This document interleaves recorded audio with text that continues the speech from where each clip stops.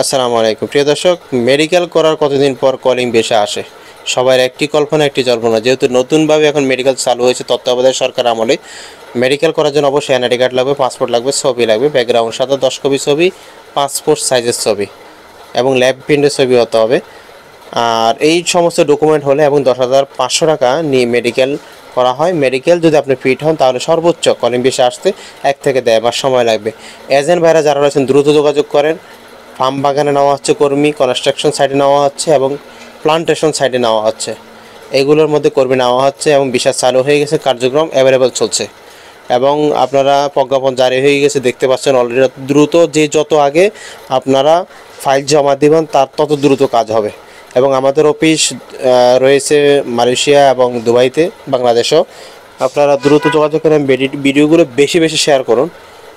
আর এছাড়াও আমরা বিভিন্ন দেশে নিয়ে কাজ করে থাকি। আপনারা ইউরোপের দেশগুলো কাজ করে, অবশ্যই ইউরোপের ক্ষেত্রে একটু সময়ের প্রয়োজন, ধৈর্যের প্রয়োজন। যারা যেতেছেন দ্রুত যোগাযোগ করুন। ধন্যবাদ।